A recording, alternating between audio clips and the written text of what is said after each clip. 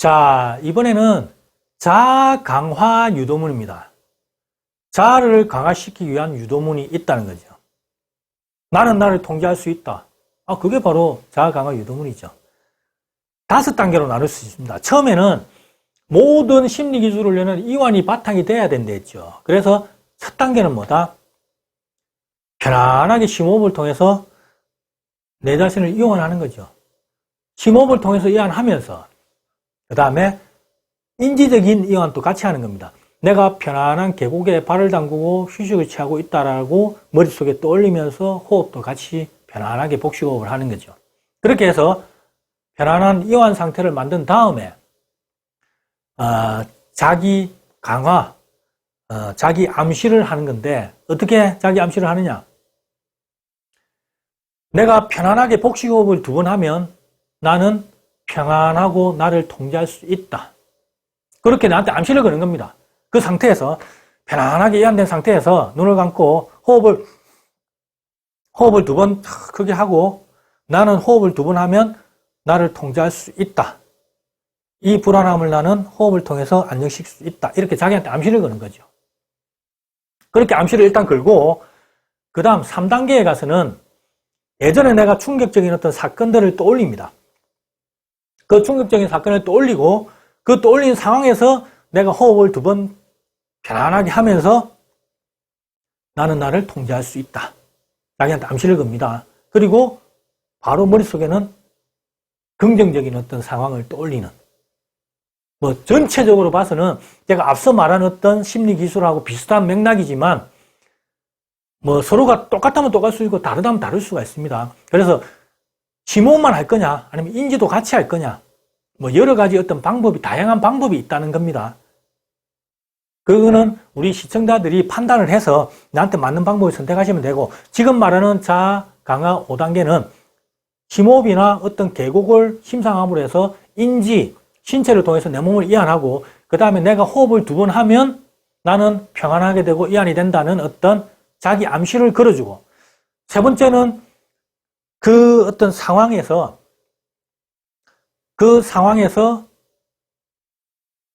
반복적으로 자기 암시를 걸어주는 게 좀 심하다고 할게요. 그 다음 4단계에 가서는 과거에 내가 직접 어떤 경험했던 충격적인 사건을 떠올리면서 실제로 내가 호흡을 2번 하고 편안하게 안정되고 좋은 어떤 결과가 나온 걸 떠올리는 거죠. 그 과정에서는 내가 호흡을 2번 하고 내가 자기 혼잣말, 자기 암시를 건 게 원인이 돼서 결과가 좋게 나온 걸 머릿속에 떠올리게 하는 거죠. 5단계는 마무리인데 중요한 거는 이겁니다. 내가 요구했을 때 결과가 요래된다. 내가 호흡을 2번 했을 때 나는 이완되고 편안해진다는 어떤 말 한마디만으로도 내 몸의 반응을 이끌어낼 수 있어야 된다. 그거는 오랜 훈련을 통해서만 가능하다. 점진적 이완기법이 처음에는 20분, 30분 걸립니다. 내 몸 힘을 줬다가 천천히 힘을 빼는 감을 느끼는 거죠. 이걸 내 전체 신체 부위, 각 부위로 하면 한 25분, 30분 걸립니다. 근데 이게 익숙해지고 완전히 내게 됐을 때는 생각만으로도 힘을 한번 주는 것만으로도 몸은 반응이 바로 오는 거죠. 바로 반응이 오게끔 만들어주자. 나도 모르게 내 무의식적이 반응하게 만들어주자. 그게 바로 멘탈이 강한 거라니까요. 멘탈이 강한 건 별거 없습니다. 내가 원하는 쪽으로 의식적으로 처음에 훈련을 하고 그 의식적인 훈련이 반복되다 보면 나중에는 무의식적으로도 내가 원할 때는 그걸 할 수 있다, 하고 있다. 실제로 난 의식 안 해요. 하지만 나는 그거 내가 원하는 방향으로 행동을 하고 있게끔 만들자. 그게 심리기술 훈련의 효과고 멘탈 트레이닝에서 궁극적으로 가고자 하는 목표점이라는 거죠. 내 무의식을 내가 통제하자. 직접 무의식을 통제할 수는 없지만 다양한 어떤 심리기술 훈련을 통해서 나도 어떻게 알 수 없는 무의식을 통제하게 만들자는 겁니다. 자, 정리를 할게요. 트라우마는 심리기술 훈련을 통해서 반드시 분명히 극복할 수 있습니다. 스포츠 심리 상담사 박광진은 20년 동안 운동선수의 무의식을 어떻게 하면 통제할 수 있을까를 고민하고 몰입하고 연구했습니다. 결과는 너무 단순하죠. 우리 인지를 이완시키자. 신체를 이완시키자. 왜냐?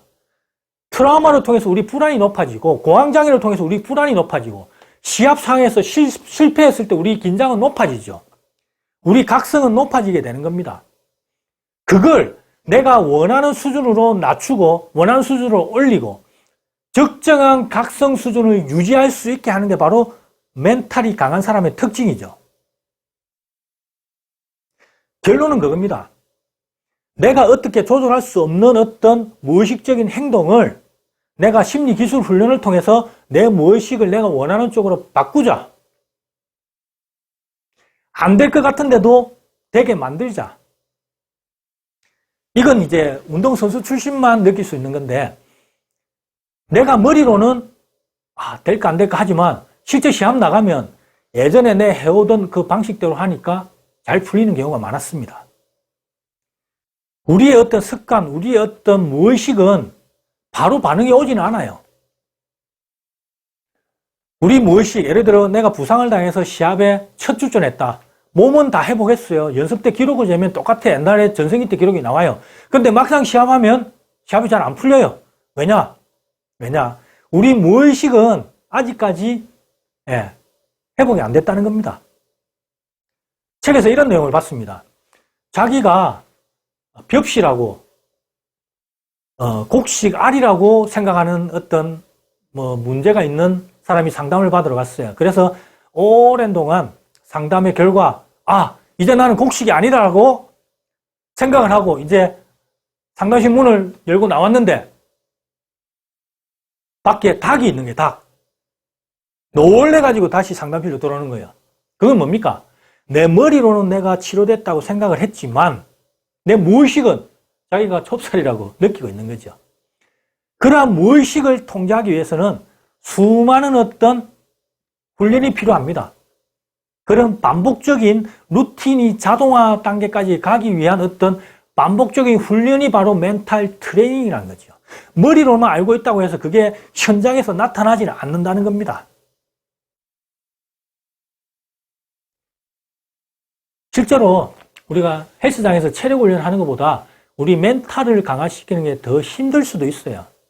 근데 또 다르게 말하면 우리 멘탈만큼 한번 딱 만들어지면 그것만큼 무너지기 어려운 것도 없습니다.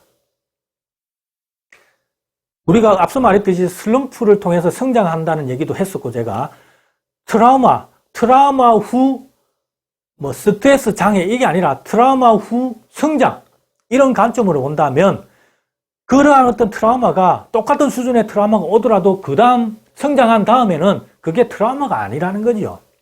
한 단계 더 성장을 했기 때문에 강해질 수 있다는 거죠.